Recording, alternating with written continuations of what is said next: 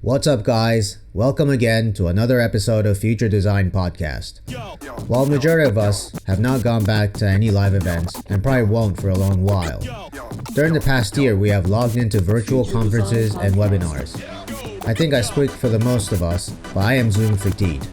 I definitely don't want this to be the future events. However, there were creative attempts at making virtual events that are not static. Ed Vincent, the CEO of festivalPass, which is a marketplace for live events, talks to us about the trends of live events pre-COVID and what he sees happening to the world of future events. We chat about technology, business models, and changes in human psyche. So without further ado, here is Ed Vincent. Future Design Podcast.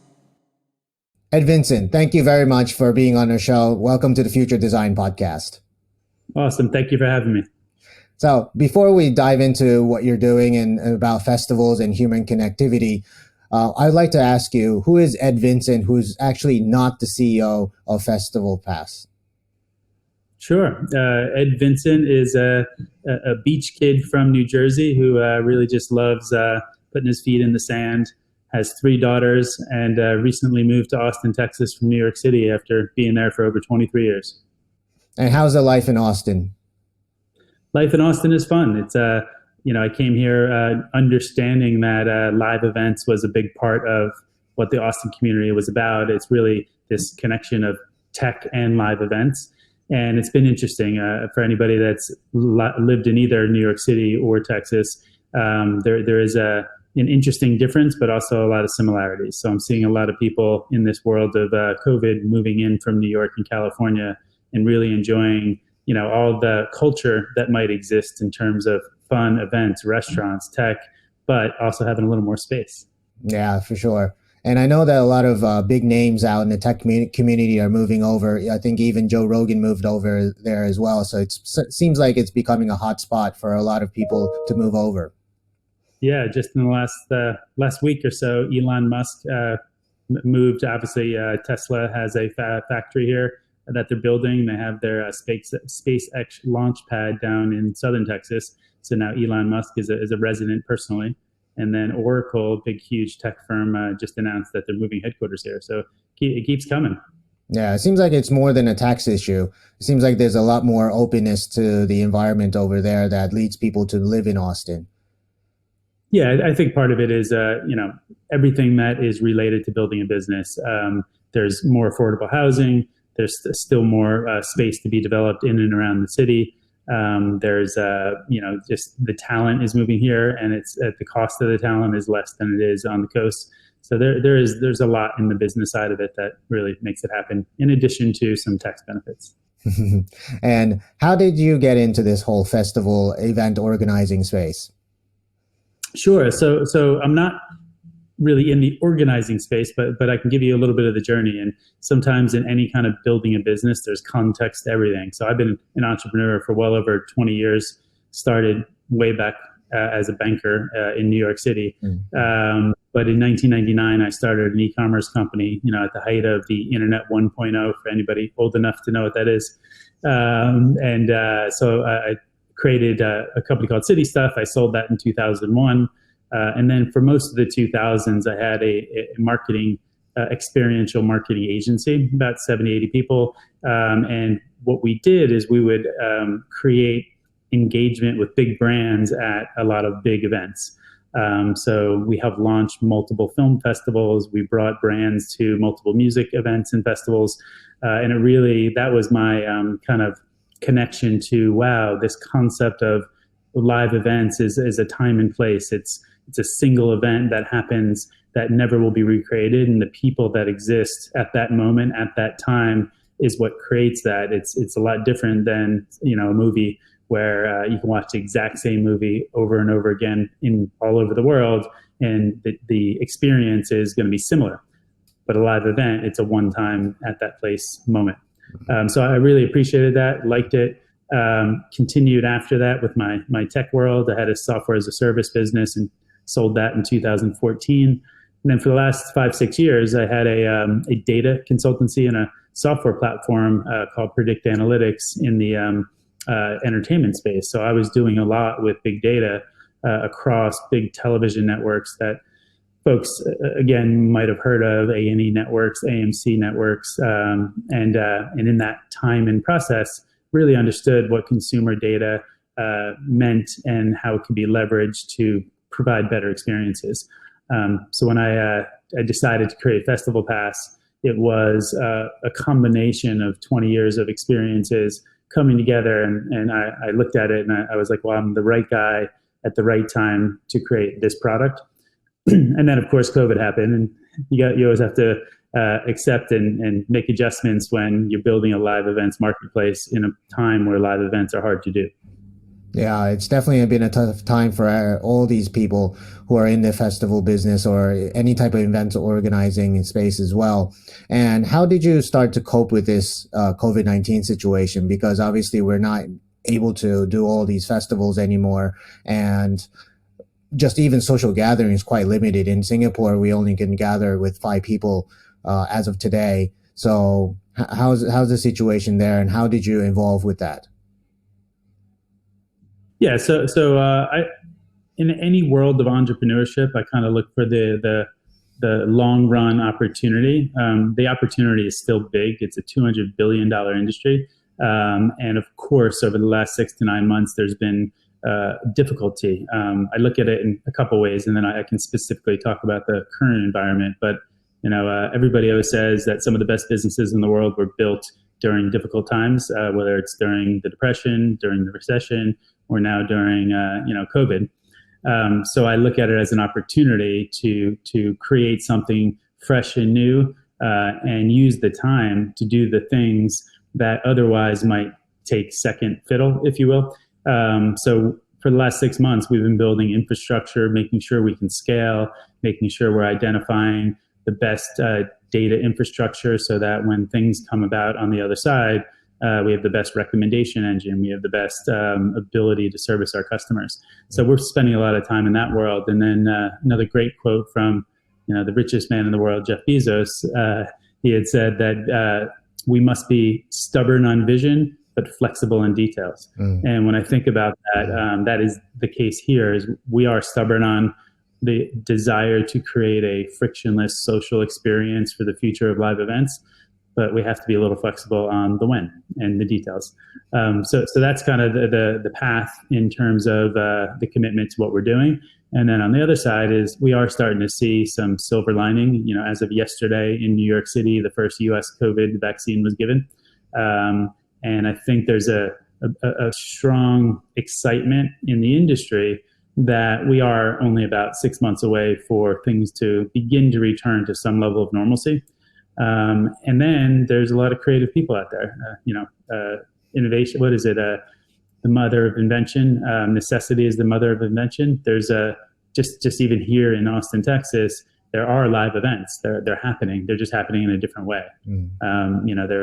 If anybody knows the good old comedian Dave Chappelle and Joe Rogan, I think you referenced previously when we talked just last week, they did 4 shows at Stubbs, which is a live venue here.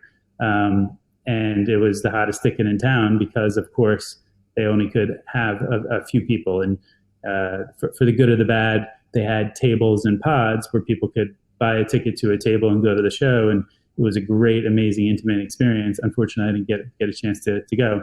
But they were charging a significant amount of money for the tickets. So there's a lot to think about during this time where people are creative. And I think a lot of it will last post-COVID, where some people that can afford it will demand kind of more of an interesting VIP experience, if you will, that is necessary today because you can't pack people into a room. But some people are starting to enjoy it. And they're saying, well, I kind of like this 4 people at a table in an intimate setting, seeing an amazing artist. Yeah, for sure. With that kind of lineup, you definitely want to have that kind of closeness to all the celebrities that are on stage, especially even with music. Sometimes you want a huge arena. Sometimes you want to have a small venue. You just want to be much closer to the artist to feel the music. I heard from many different industry experts that these festivals are actually becoming more trendy to become micro festivals because people want something that is a little bit more community based. People don't have to travel as much, and they feel like they have this whole oneness with the people who are there rather than this mega huge festivals. Do you see that trend happening? I do. I mean, and obviously, in the light of COVID, it makes that trend a little more palatable and necessary. But I think what you're sharing is that the trend even began prior to COVID, and I do think that is true. And what that actually does for the kind of company we're building is what festivalPass is. It's a marketplace. So I always liken it to anybody on the business side that thinks about it. It's Airbnb, which just had a spectacular IPO, but it's Airbnb meets something called ClassPass, which is the ability to have exercise on a monthly basis on a subscription. So when you take the two like that, anytime you have a marketplace, it is the right business model for things that are disparate. So when you talk about these micro festivals coming up, it means there's going to be more of them, and more of them are going to be managed by different parties. They're not all going to be owned by some of the only specific large event producers. So when you have that displacement and disparity of multiple players in an environment, kind of like you would with multiple hosts on Airbnb, having a marketplace to bring it all together really is an effective business model. Mm. But at the same time, as you said, the ticket prices are probably going to go up because of this trend that people want smaller venues, want smaller communities of people to hang out with. So if you want to invite somebody who's a mega star, it's obviously going to be a lot more expensive. I mean, what do you find in terms of the human psyche, in terms of why people want smaller and smaller venues? Because sometimes, you want to be immersed in this huge amount of people and you feel like you're nobody and you could just do whatever you want. And as these things start to get smaller, you still have more presence. You start to get more presence in that festival, or I guess the community there. I mean, what is going on behind people's head, do you think? Yeah, I mean, I think it is both, right? So I don't think the presence of the micro events will take away the desire to be at the big ones. I mean, some of the big brands, because of what they've created, are the ones that were able to sustain kind of the hit of not happening in 2020. So when you think of some of the big ones, right, even here in Austin, South by Southwest, Austin City Limits, they're some of the biggest, festivals in the world. And they'll still exist. They're going to make it through, and they'll be there. But they'll just be more of the small ones that you're talking about. Mm. And do you think in going to the future, I mean, a lot of people talk about, yeah, I mean, COVID's going to change everything. People are not going to be gathering in such huge places. I kind of think that's not really true, because people do want, as you say, bigger venues or smaller venues. I think people's tastes are varying quite a lot these days, and it's not just a cookie cutter type of event that everybody wants to go to. What do you think is behind the doors after COVID? Yeah, it's going to be an interesting time. The second half of 2021 in the U.S. will be very interesting, and I say that because there's such a huge pent up demand for people to experience live, and that's in many, many different facets. Just even through our own channels and our own members, we get dozens, if not hundreds, of comments daily from people saying, "Just can't wait. I don't care what the event is. Just can't wait. I just want to be out there." And of course, they want to do it in a safe way. So when we're all in a place where you feel confident that the event you're going to is a safe environment, I think people are just going to start trying everything. They're going to, somebody that might typically, only like a rock concert, might show up at a smaller wine tasting, or just because they just want to be out. They just want to, see other humans and, say hello. And what kind of, is your, because I never really, purchased your subscription because, there's no Singapore events or in your place. So I don't really know, but is there some kind of algorithm working so that people can start to find more interesting festivals for them or live events for them? Yeah, great question. So the way, what we built and what we continue to build really leverages some of that data experience that I have, right? So just like any product, any streaming event, for anybody that's ever used Netflix before, you go on to Netflix and there's thousands upon thousands of pieces of content, but you personally are recommended opportunities to see things based upon what you've seen before, what your viewing habits are, what what your account says may be good for you. So we're doing the same thing with live events, and there really isn't a product out there that aggregates lots of events and gives an opportunity for you to personalize that experience. So as a member comes on board and lets us know what their home city is, or at least just things that are located near them based upon the IP address they're using on the website or the app, we'll know that, hey, this is this member. I happen to live in this area. I like these kind of things. And the more and more they engage in the product and the more events that we have, the better and better that algorithm gets to recommending, hey, it's Wednesday night in New York City. Have you thought about these 10 things going on tonight? Because we already know that you like music, you like wine, you pick the type of event. But it's really about that curated experience. And I think people are going to get really excited about that as they go forward, because nobody can really go through thousands of things to do. They just want to know, hey, give me a recommendation. But if I want to discover and explore, I could always search. Mm-hmm. And I guess it goes for any type of these algorithm models, but people tend to see things that are already done, or some, taste that they usually have. But, what if people want to go beyond that? Let's say they want to find something that they actually don't really know about. Maybe I haven't thought about going to a magic show since I was a kid, and, if somebody recommended me to go to it, maybe I'll go. I mean, these serendipitous experiences sometimes is very important in these, when we're looking through these marketplaces for live experiences. Are you thinking about those things as well? Absolutely. So what I said, the last piece was you can still always discover, meaning that there'll be things that show up that are a little atypical. You can always go to the search bar and try to look at categories, if you even think of that category like magic. Or where the algorithm really works is that is we begin to understand that people like you, have liked something like this. So the idea is, hey, you fit this age demographic, and you live in this area, and you've gone to these type of things. We're starting to see lots of people that have some similar basic, characteristics that you have, went to this magic show and rated it a 5-star. Maybe you would like it too. So that becomes some of that discovery of giving people an opportunity to be presented with things that they don't even realize that they might like, so they can be like, wow, you're right. To your point, I haven't seen a magic show since I was 18, but a lot of people in my age group that happen to like EDM music thought this magic show is really cool. Why not? Let's give it a shot.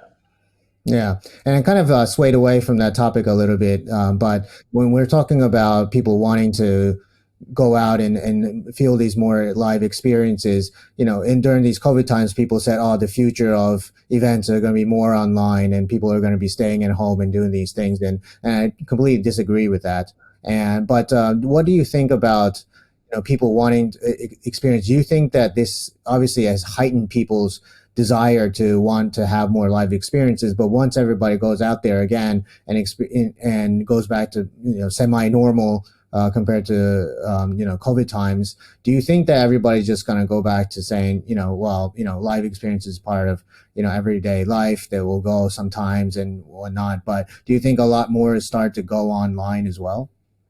Yeah, so good question. I think any kind of major event that pushes behavioral or technology change gets accelerated when there's a necessity to do so. So I know that the question is about live streaming, and now today we're seeing a ton of live streaming events that people are going to because they don't have any other option. So the artist they like might be doing a show and they want to live stream it and pay for that and see that.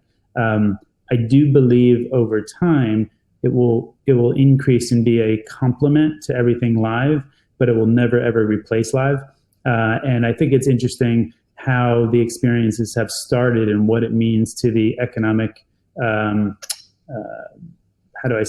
model that exists for what live music is. So I'll give you an example so I can better explain, is that there's a bunch of live streaming events that happen. Usually the live streaming events that you're seeing today are produced events that happen in one place, and then they're broadcast out to whoever happens to tap into, their Instagram Live, or you pick the platform through which they're going to be streaming.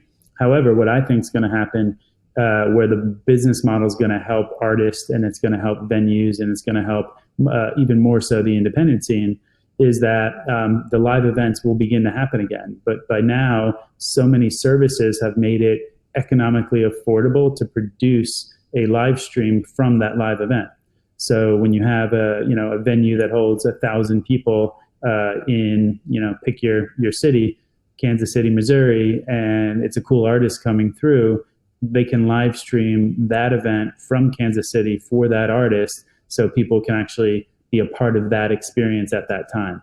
And I think that's where a lot of this will go, where there'll be a lot more live stream events available, but they'll be available for a ton of the live events, not just the singular broadcast stage show from one big band. Does that make sense? Yeah, definitely. And I think that immersive experiences are very important. And we had a episode around VR recently, and we talked about how VR is going to allow more people to go online and go reach out to different people that normally you wouldn't see in an everyday life, not even a live event, because some people, maybe your friends, are living in a different side of the world, but you can actually get together and go to a event together. I mean, do you think these things are going to be happening a lot more? I do, and I think that technology that's being pushed today are going to be the exciting parts of those experiences. So, I'm sure we've all said, "Hey, I don't want to get on another Zoom call for the 6th time today and watch, somebody playing music." However, when it gets to the place of putting on a VR headset, connecting to your 5 best friends, and all of you physically feeling or virtually feeling like you're surrounded at the show and your buddy's next to you, that's going to be cool. And it's getting there. So there's a lot of technology that's pushing it in that direction. And even some of the classic Zoom-like streaming environments are getting better and better. There's a couple companies that I know that have created these like rooms, so you can join with your friends and you can all feel like you can have a conversation like you and I are having right now while somebody's performing on one side. So it's almost like you can hang out with your friends during the experience. So I think more and more of that is going to create those opportunities, rather than just a simple pushed broadcast like you're watching TV. Yeah, for sure. And I think even live events, people probably do want more immersive experience as well, not just being, even with the live event, you're just being broadcasted in some way, a live event to you, and then you're just hanging out with your friends. But if something could be a little bit more immersive, while, the artist's much closer to you, you feel like there's a more private experience going on. It seems like a lot more exciting experience. Agreed. And a couple of those explanations that I was just mentioning, where people can hang out in a room, almost if they are in the VIP section, the artist can pop into their room and say hi to the 100 people that paid that little extra money and spend 5 minutes with them before they jump back to their broadcast set. And I'm seeing that happening in comedy, because there's an ability for that one individual performer to take 5 minutes out for a special group of people and then pop back into the general experience. Yeah, that's really awesome. And do you think that, while we're really trying to go more digital these days, and we're going to be spending a lot more time trying to be able to participate in these immersive experiences, VR, whatever they are, do you think that would change the way we interact with people? Because what I'm really concerned about, and don't get me wrong, I really find that this technology is super exciting and I really want to try it out. But do you think that it will change the way how people interact in the future? Change, I think, is a strong word. In any kind of change, it's either revolutionary or evolutionary.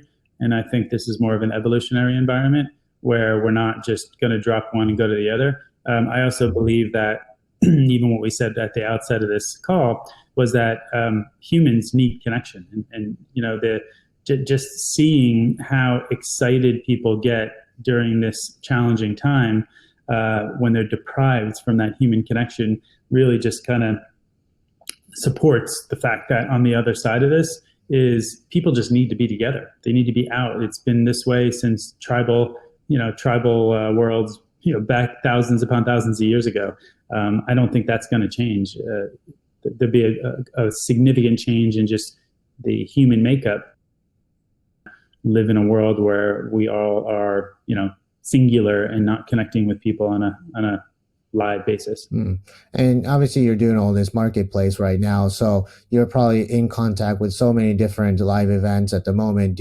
Over time when you were doing this business, have you seen a lot of changes in how event organizers are curating their content? Yeah, so there's multiple levels, and what's fun about what we're doing is we're kind of talking to all, from the smaller guys to the bigger guys or gals. But at the point is that yes, it's been a challenging time for a lot of the smaller venue owners and concert producers or any kind of live event producers, and they've been creative. And I shared some of the concepts of what people have done to get to the other side, or in the U.S., drive-in movies came back very quickly, drive-in concerts, all these things that hadn't been around for decades, all started coming back. People are creative. They're willing to find ways to create experiences, environments, and I think a lot of that creativity will carry through.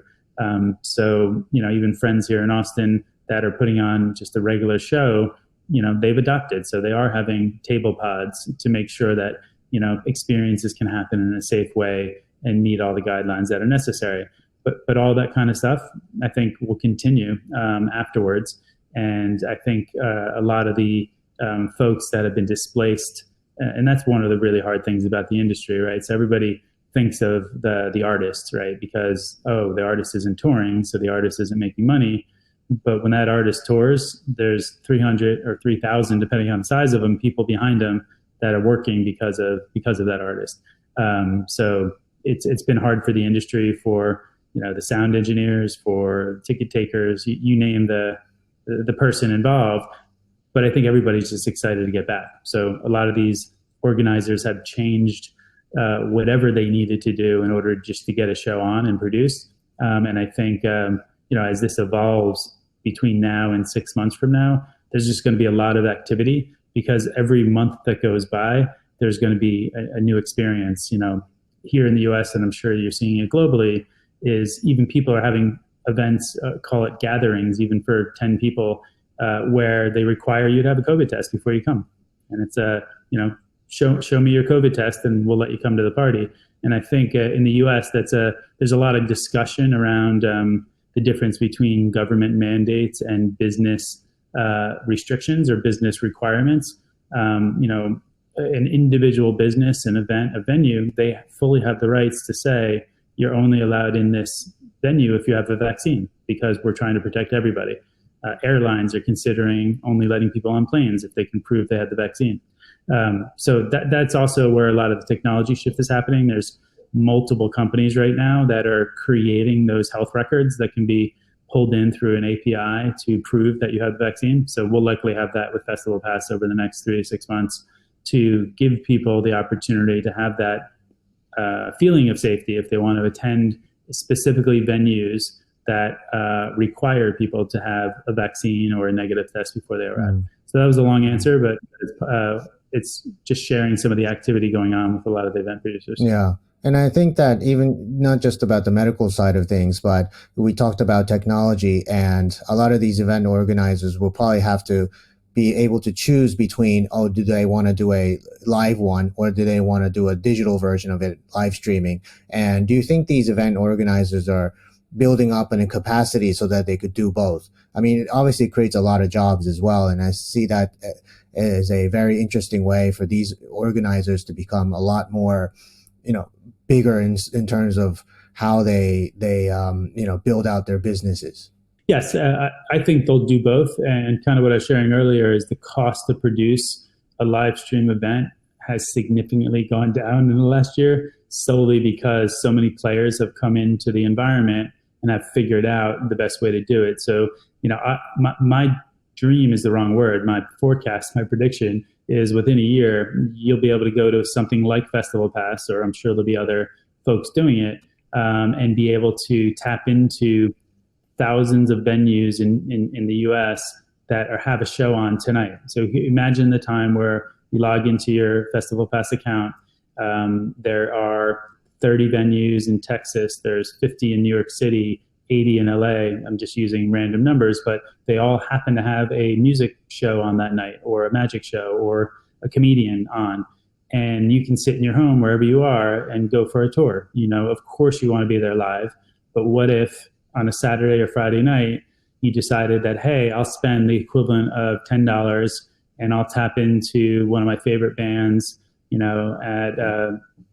at La Poisson Rouge in New York City, and I'll watch them for 45 minutes. And once their set's over, I'll flip over to Austin, Texas, because, Jack White's coming in town and he's going to play a set. And, so in a 2 to 3 hour period of time, you can effectively go to 5 different venues and enjoy that experience. And that, to me, and each one of those venues will be receiving some economic benefit because that show is being broadcast right from their environment.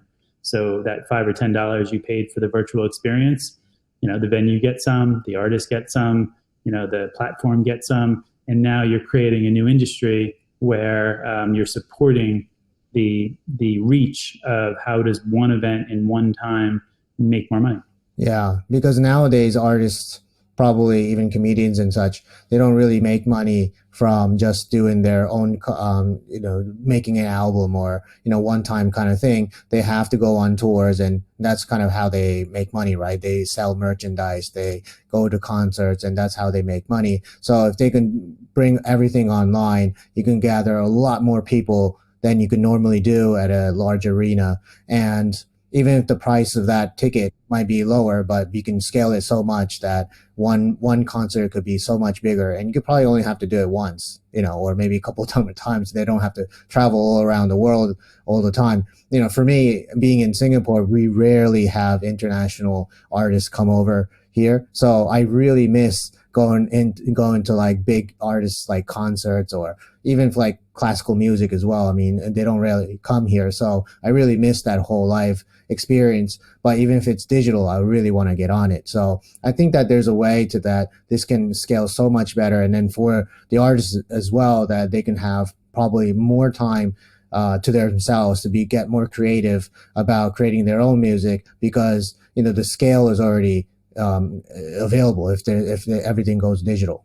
Yeah, and as we were talking about, I still think those live events happen. They just are creating that unique experience at that moment in time. So you use comedians as an example, and the way it works today, right, is once in a while a comedian will get a Netflix special and they'll tape a live event, right? So they'll tape the comedian at a specific venue in a specific city, and of course, the comedian goes on and he kills that night because everybody's like super excited and wants to hear it. But that comedian had just done 30 other shows in 30 other cities right before that show. Each one is a unique experience. So one night the comedian could be amazing in Mississippi, and the next night he could be awesome in London, and the next night it could be wherever. But having the context, I liken it to, I don't know if you remember how old you are, but there's still live music albums, but some people are so passionate that if they're following, pick Leonard Skinner or the Grateful Dead or you name a band, they want every single album from every single major live show because each one's different. And each one has, a context that is like, did you know at this event in, pick your city, that they played this song on the third track or on the third set? But anyway, there's just people get passionate about time and place, right? Yeah, for sure. I mean, Grateful Dead fans are kind of notorious or famous for trading different bootlegged versions of different concerts, and that's their whole thing, right? I mean, Grateful Dead is all about live. It's not really about their recorded studio albums, because usually the live ones are so much better. And sometimes it could be really bad as well. But yeah, I understand. And so I think that this whole channel opens up to so much more possibilities for artists to make different types of revenue streams, which is really extremely exciting for those people. But actually for the consumer side or the actual fan side, it's also gives a lot of huge opportunities for us to even go to different countries, venues, and try to mix up different types of concerts or live events almost on the same day, which is really exciting. But let's talk about the human connectivity that you were talking about. Now, I might have to scale it back again to the beginning, but what we're talking about, people wanting to have much smaller scale events. People want some more community type of things. What can you say about those concepts? Because probably, before, maybe it was, before, meaning like maybe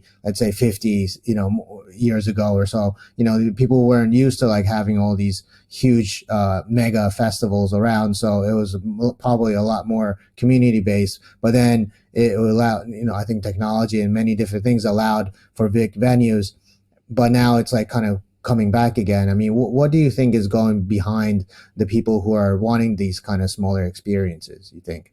Yeah, so there's a couple things. You're absolutely right that community experiences is part of it, and that part of the vision of festivalPass is to have this singular place where you can experience things in your community, but then also venture out as you so desire. There's a couple things that brought us to even building this, and again pre-COVID, but people probably don't even realize that in the U.S. or North America alone, there's 10,000 food and wine festivals throughout the country every year. Because every single community has one. Of course, there's big ones. We work with a lot, a bunch of the big ones, but people have heard of things like South Beach Food and Wine in Miami and Aspen Food and Wine in Aspen. These are all these amazing culinary, huge events, but there's also, every state has counties, and every county has a wine festival, and every city has a beer and bacon festival. So you see a lot of that where the local community comes together and there's hundreds of people, not necessarily tens of thousands. So you're right. These are the things in your local community that people like to do to get together, hang out with their neighbors, hang out with people in their core direct community. But that's live events too. So I do agree in that capacity that when we can get back to regular times, there's already a platform for people to do all this, and they have been doing it for decades. It's really for us is trying to assist and help people navigate through that process so that they can discover things that they didn't even know existed. Yeah, as you talk about local community gatherings, if you're living in a very urban society, Singapore especially, because I've been living here for nearly a decade now, I don't find that much local events happening. I mean, obviously there's very, very small scales, but in a meaningful manner, I don't really see that. I live in a condo space, and all the people gathering around and doing things, it's very rare.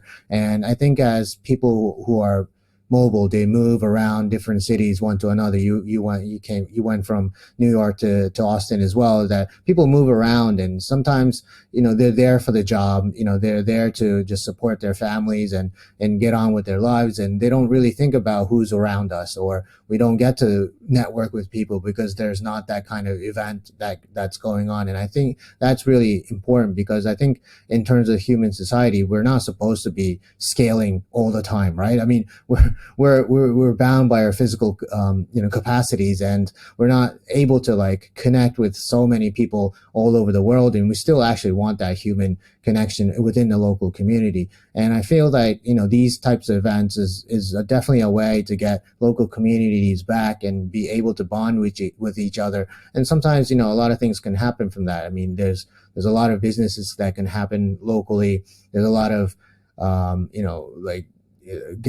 I don't know, maybe there's kids gatherings that local kids can be a lot more closer rather than being on their phones all the time. I mean, I think there's a lot of things that come out from it. So, in terms of these supporting local community events, I think this is going to be a lot more important going forward rather than really huge mega events. I agree. And part of our goals in doing so is to support that. When you have a technology platform that enables scale, a lot of these small communities can choose to put their event on festivalPass and can choose to make it available to people in their community, which just makes it easier for them from a technology management standpoint. So that's the beauty of technology in general, is when things scale to an extent, where, like a host on Airbnb can within an hour choose to list their property on there and reach people all over the world, and have technology, as powerful as the Marriott or Hilton hotels or anybody else. So I think technology is great when it can actually bring capacity down to the individual level or the small community level. Yeah, that's really interesting. And I really look forward to seeing your business coming down to Singapore as well and trying to get more local community gatherings going, because you definitely need some of that, especially after all this COVID-19 situation's gone. So yeah, in Singapore, there's, big music events like Zouk Out, there's Ultra Music Festival and the likes there. I mean, obviously, I used to go to those kind of things when I was much younger, but, nowadays it's not really an option for me these days, but, I definitely want to go back to, partying one of these days. Cause, I was always telling my friends, when I was younger, I'll see these kind of older people hanging out in the back in clubs and saying, a lot of people would say, like, what are they still doing going out to these clubs? But I always want to be that old guy hanging out in the back and like jamming with people. So definitely want to get back into that for sure. We also have, Davos coming to Singapore. The World Economic Forum, the big gathering of, everybody used to go to the Swiss Alps are now coming to Singapore. And we even have an investor from Singapore that really is supporting our world. Oh, really? Okay. Yeah. So yeah, Davos is going to be a very exciting event for Singapore because they always wanted to, kind of bring back that, bring that kind of big event into Singapore. Obviously, Singapore these days hasn't had that many cases of COVID, so generally it's pretty safe. And people might not be going skiing, but actually they won't even be going to the beach either because the beaches here are not that great. But at least they'll have a tropical, experience during the summer. Yes, and the folks that are going to Davos, I heard a friend of mine used to produce an event in Singapore called Yacht Golf, where they would actually golf off the back of boats. And I thought that was an interesting, unique Singapore type of event. Yeah, for sure. I think there's a lot of golf courses here, despite the limitation in the land space here. But I heard there's pretty good ones. I don't golf, so I have no idea. But yeah, that's a thing to do here. Well, anyway, thank you very much for your time. It was a wonderful conversation, and definitely, I really look forward to having more live events after all of this. I do too. Thank you for your time. Hi, this is your host Takatoshi Shibayama. Thank you for listening all the way to the end. Now, if you enjoyed or disliked this show, please let me know by writing in the comment section. The only way I can improve or add value to you is through your voices. If there are any topics that you would like me to pick up, please also let me know in the comments. I'd love to start chatting with you all. And if you would like to continue watching the show, please subscribe. Thank you.